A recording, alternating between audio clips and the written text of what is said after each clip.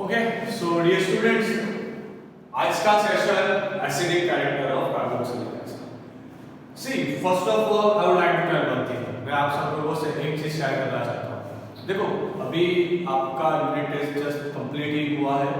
जो नॉलेज के बच्चे हैं वो सभी की बात हो रही है। आपका यूनिट टेस्ट अभी ही कंप्लीट हुआ है, तो कार्बोक्सिलिक एसिड का जो आगे का सेशन आप लोग देख के आए ना, वो एक बार रिवाइज कर लेना। देखो, कोई भी चीज जब तक आप रिवाइज नहीं करते ना, देखो ऑर्गेनिक की बात, स्पेसिफिकली ऑर्गेनिक की मैं बात करूँ ना, तो ऑर्गेनिक तब तक प्रिपेयर नहीं होगा जब तक आप उसको रिवाइज नहीं करते रहोगे। फिर से एक बार बता रहा हूँ, see if you will revise organic, आप ऑर्गेनिक को ट्वाइस 3 टाइम्स 4 टाइम्स रिवाइज करोगे ना, तो वो बहुत आसानी से आपको प्रिपेयर हो जाएगा एंड बहुत स्कोरिंग क्वेश्चन है, ठीक है। एंड जैसे आप लोग जानते हो कि अभी सीबीएसई का जो सिलेबस रिड्यूस किया गया, उसका इम्पैक्ट जेईई या नीट पे आएगा, सही है। तो अगर आप जेईई नीट के लिए प्रिपेयर कर रहे हो तो ये चैप्टर, पूरा चैप्टर जो अपडेटेड सिलेबस है उसमें दिया गया है एंड ये बहुत इंपॉर्टेंट क्वेश्चन होगा। आज का सेशन एसिडिक कैरेक्टर बहुत ही इंपॉर्टेंट क्वेश्चन होगा, समझो।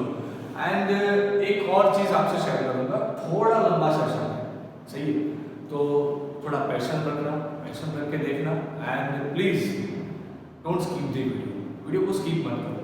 तो आपको जो छोटी छोटी बातें हैं ना, वो आपके समझ में नहीं आएगी। See now we are going to start this session. Okay, चलो बहुत हो गई आपके पास, शुरुआत करते हैं, मेन सेशन पे आते हैं। Acidic character of carboxylic acid. अभी तक आपने फिनॉल का एसिडिक कैरेक्टर पढ़ा, अल्कोहल का एसिडिक कैरेक्टर पढ़ा, ये दो के एसिडिक कैरेक्टर आप पढ़ के आए। पर ऐसी तो क्या खास बात है कार्बोक्सिलिक एसिड के एसिडिक कैरेक्टर में? तो चलो मैं आपसे कार्बोक्सिलिक एसिड का इंट्रोडक्शन करवाता हूं। पहचानते हो ना इसे, ठीक है। तो ये है कार्बोक्सिलिक एसिड, ठीक है।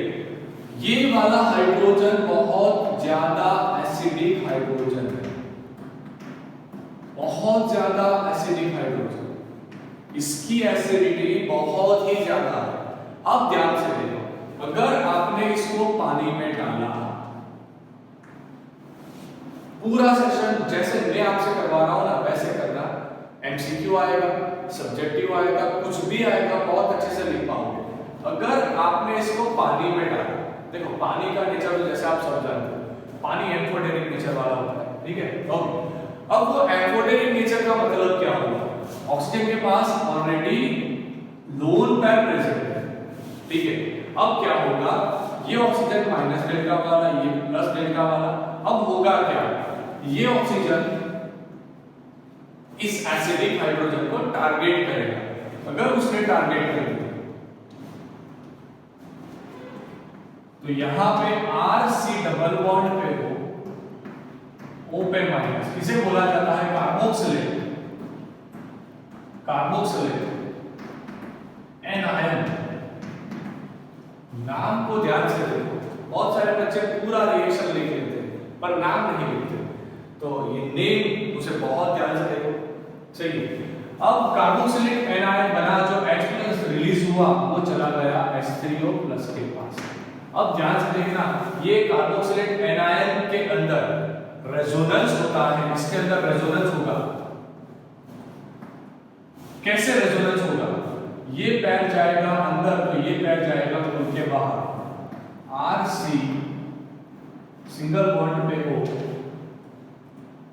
नेगेटिव चार्ज डबल बॉन्ड पे, ये बहुत स्पीड से होता हो, सही है। आप पकड़ नहीं पाओगे कि डबल बॉन्ड एग्जैक्टली कहां पर, ये बहुत स्पीड से होता होगा।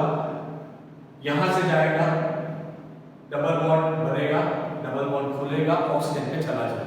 चलो ठीक है। तो कई बार इस रेजोनेटिव स्ट्रक्चर को ऐसे भी बताया जाता है। तो दोनों चीज सही है, दोनों चीज सही है, रॉन्ग नहीं है, सही। तो कार्बोक्सिलेट एनायन का फॉर्मेशन हो गया, हाइड्रोनियम आयन मिला, ये क्या है? हाइड्रोनियम आयन मिला। तो इससे साबित क्या हुआ? इससे साबित ये हुआ कि कार्बोक्सिलिक एसिड, जो कार्बोक्सिलिक एसिड होता है वो एसिडिक कैरेक्टर का होता है।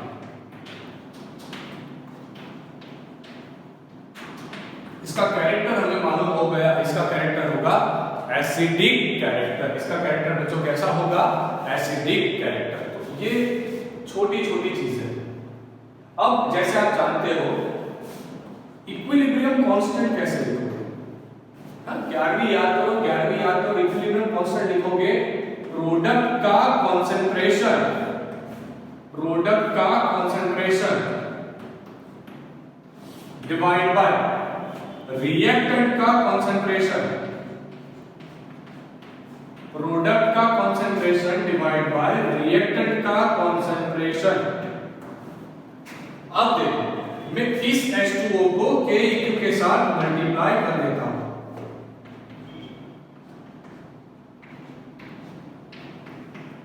सही है, ध्यान से देखना।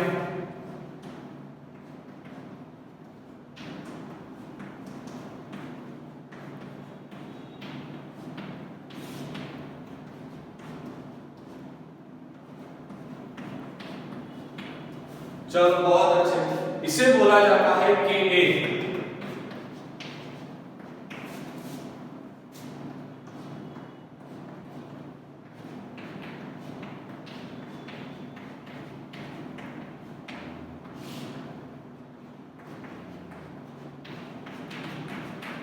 K क्या है? Ka है acid dissociation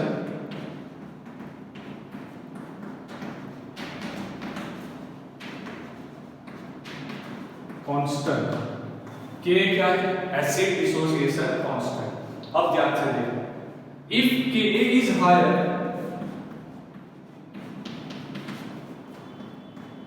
acid is strong. आप जब भी सब्जेक्टिव क्वेश्चन लिखते हो ना बच्चों, तो ऐसा मत लिखो, इसे स्टेटमेंट के फॉर्मेट से लिखो। कैसे लिखना है स्टेटमेंट के फॉर्मेट से? जब एसिड स्ट्रॉन्ग होगा, so when acid is strong, value of acid dissociation constant is always high. Okay, चलो ठीक है। अब देखो एसिड जब स्ट्रॉन्ग होगा तो K का वैल्यू कैसा आएगा? आपको ज्यादा मिलेगा। उसे यहां से समझो, एसिड स्ट्रॉन्ग होगा तो Ka का वैल्यू ज्यादा आएगा। इसका मतलब क्या हुआ? Ka कब ज्यादा आएगा? Ka तब ज्यादा आएगा जब H3O+ का कंसंट्रेशन ज्यादा होगा।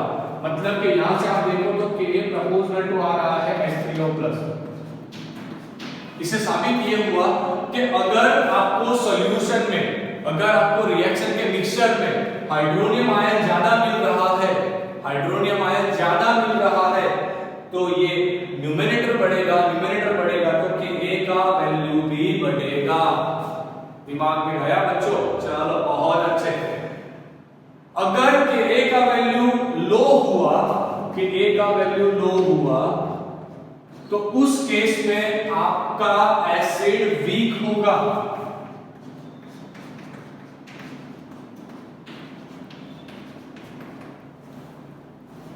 ध्यान रखना, Ka लो कब आएगा? Ka लो तब आएगा जब H3O+ कम मिलेगा।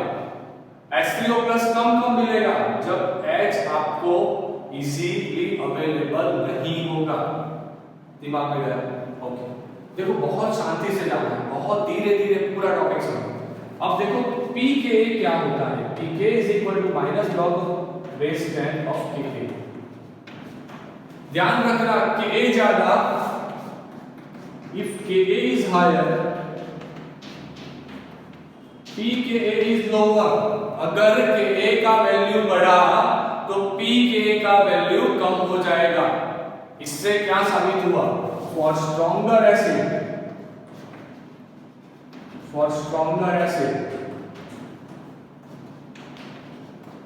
pKa is lower.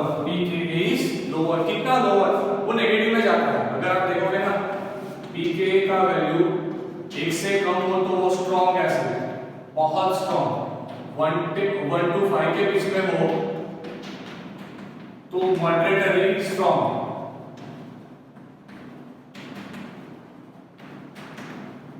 एंड अगर उसका वैल्यू उससे ज्यादा हो तो वो वीक एसिड कहलाता है। तो ये चीज आप धीरे से याद रखो, बहुत अच्छे से याद रखो।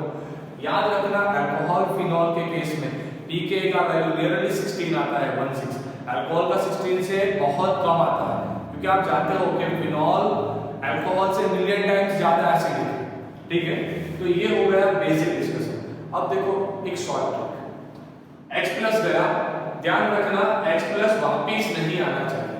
H प्लस वापिस कब आएगा? जब उसे ऑक्सीजन के पास इलेक्ट्रॉन डेंसिटी दिखाई देगी। फिर से एक बार समझा रहा हूं, एसिडिटी का मीनिंग होता है H प्लस रिलीज हो गया, चलो ठीक है, पर वो H प्लस वापिस नहीं आना चाहिए। H प्लस वापिस कब नहीं आएगा? जब वो H प्लस को डेंसिटी दिखाई नहीं देगी। जब डेंसिटी कब नहीं दिखाई देगी? जब ये रेजोनेंस चलेगा ना तो डेंसिटी दिखाई नहीं देगी। नाउ ये जो ग्रुप लगाया ना, ये ग्रुप मान लीजिए इलेक्ट्रॉन डोनेटिंग ग्रुप हुआ। अगर ये इलेक्ट्रॉन डोनेटिंग ग्रुप हुआ तो एज यूजुअल वो कार्बोनिल का सॉरी ये जो कार्बोनिल कार्बन आएगा ना उसके ऊपर जाके इलेक्ट्रॉन डेंसिटी डोनेट करेगा। अगर उसने इलेक्ट्रॉन डेंसिटी डोनेट कर दी ना तो समझ लेना एसिडिटी बढ़ जाएगा कि कम हो जाएगा? कम हो जाएगा बेटा। फिर से एक बार, आपको करना क्या है, इस ऑक्सीजन का इलेक्ट्रॉन डेंसिटी कम करना है। तो कम कैसे होगा? आपने रेजोनेंस करवाया तो डेंसिटी दिखाई नहीं देगा ना, कम हो गया।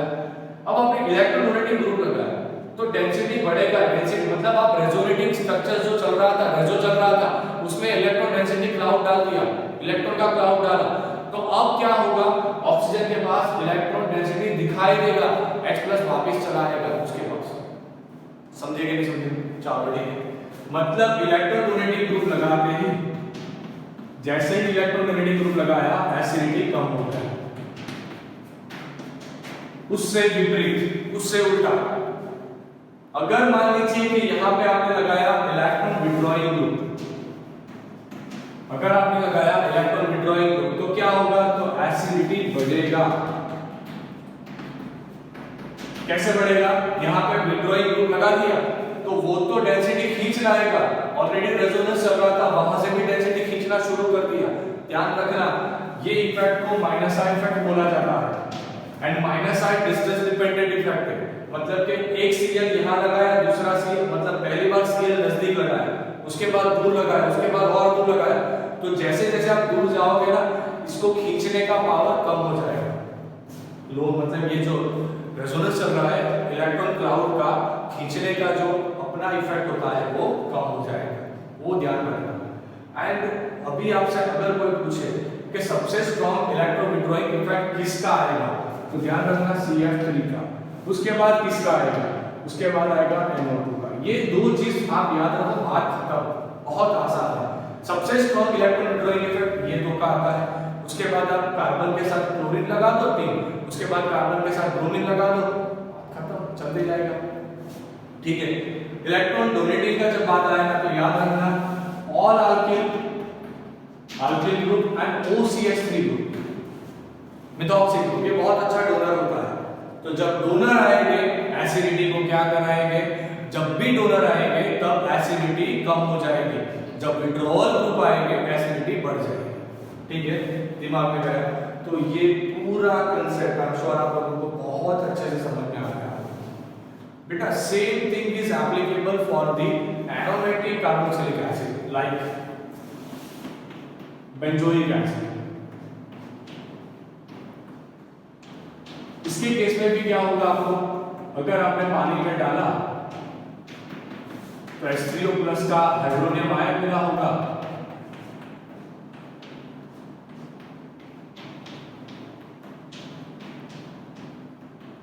एंड बेंजोएट एनायन मिला होगा, सही है। तो ये बहुत इंपॉर्टेंट रिएक्शन है। देखो एक दूसरी चीज जो आपके बुक में दी गई है बहुत इंपॉर्टेंट है, कई बार पूछा जाता है। मान लीजिए कि आपको फिनॉल दिया गया है, मान लीजिए कि आपको फिनॉल दिया गया है, अल्कोहल की तो बात ही नहीं हो रही है, एंड कार्बोक्सिलिक एसिड दिया गया है। मान लीजिए कि आपको दो चीज दी गई है, एक है फिनॉल, दूसरी है कार्बोक्सिलिक एसिड, एंड आपको पूछा जाता है कि दोनों को कैसे आइडेंटिफाई करोगे, दोनों तो बेस है।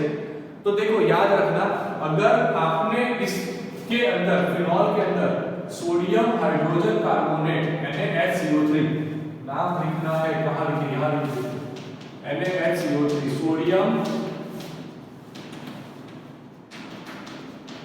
Hydrogen carbonate. अगर आपने फिनॉल के अंदर सोडियम हाइड्रोजन कार्बोनेट डाला ना तो कोई भी इफरवेंसेस मतलब कोई भी टाइप के बबल्स प्रोड्यूस नहीं होंगे, कोई भी रिएक्शन नहीं होगा। पर अगर आपने कार्बोक्सिलिक के अंदर NaCO3 को डाला तो कार्बोक्सिलिक एसिड NaCO3 के साथ डिसॉल्व हो जाएगा, ध्यान रखना, and carbon dioxide gas release करेगा जिसका आपको इफरवेंसेस मिलेगा। मतलब दो टेस्ट ट्यूब ले लो, एक में एसिटिक एसिड भर दो, दूसरे के अंदर फिनॉल भर दो एंड दोनों के ऊपर से धीरे धीरे NaCO3 डालना शुरू करो। जहां पर भी इफरवेंसेस मिले ना वो आपका कार्बोक्सिलिक एसिड होगा। तो ये सबसे इंपॉर्टेंट टॉपिक है, याद रखना। एक एमसीक्यू पूछा गया है कॉम्पिटिटिव एग्जाम में, एमसीक्यू कुछ इस तरह से था, which of the following is soluble in sodium hydrogen carbonate. चार ऑप्शन दिए गए थे, एक था 2,4,6 ट्राइनाइट्रोफिनॉल जो होता है पिपरिक एसिड, उसके बाद एक ऑप्शन था बेंजीन सल्फोनिक एसिड, उसके बाद एक ऑप्शन था बेंजोइक एसिड, उसके बाद एक ऑप्शन था ओ नाइट्रोफिनॉल। क्या ऑप्शन था? ओ नाइट्रोफिनॉल। फिर से एक बार मैं रिपीट कर रहा हूं दोस्तों, ध्यान से देखें, फिर से एक बार, आपको चार ऑप्शन दिए गए थे। क्वेश्चन ये था, लिखो क्वेश्चन लिखो, अगर लिखना है तो विच ऑफ, या फिर ध्यान से सुनो, पॉज लगा के खुद से दिमाग लगाओ। क्वेश्चन ये था, which of the following is soluble in NaCO3, कौन सा सोडियम हाइड्रोजन कार्बोनेट में सॉल्युबल है? पहला ऑप्शन दिया था 2,4,6 ट्राइनाइट्रोफिनॉल, उसके बाद का एक ऑप्शन दिया गया था यहाँ पे बेंजीन सल्फोनिक एसिड, तीसरा ऑप्शन दिया गया बेंजोइक एसिड, चौथा ऑप्शन दिया गया ओ नाइट्रोफिनॉल। तो सोडियम हाइड्रोजन कार्बोनेट में सॉल्युबल कौन होगा? सॉल्युबल होगा तब तो कार्बन डाइऑक्साइड देगा, जैसे आप जानते हो बेंजोइक एसिड तो देगा, देख लिया। बेंजीन सल्फोनिक एसिड भी बहुत स्ट्रांग होता है, वो भी देगा। चलो ठीक है, 2,4,6 ट्राइनाइट्रोफिनॉल बहुत ज्यादा स्ट्रांग एसिड है, पिपरिक एसिड, क्योंकि वहां पर 3 विड्रोवल ग्रुप लगाए, वो भी देगा। पर ये ओ नाइट्रोफिनॉल नहीं देगा। क्यों नहीं देगा? देखो ओ नाइट्रोफिनॉल कुछ ऐसा होता है, यहाँ पे ये हाइड्रोजन एंड ऑक्सीजन के बीच में H बॉन्ड बन जाता है, इसके वजह से वो H इजीली अवेलेबल नहीं होता, दिमाग में गया। चल ठीक है, तो आज का सेशन डियर स्टूडेंट्स यहीं पे कंप्लीट हुआ। एक बार इसको रिवीजन लगाओ, फिर से एक बार देख लो, acidity of carboxylic acid NCERT से एक बार पढ़ लेना, भूलना मत। And please don't forget to subscribe the channel, like the video, and अगर आपको लगे ये नीडी स्टूडेंट्स को शेयर करना है तो शेयर करो। कल फिर मिलेंगे नए सेशन के साथ। कार्बोक्सिलिक एसिड की बात चल रही है, रिवीजन करते हैं, स्क्रीनशॉट लेंगे।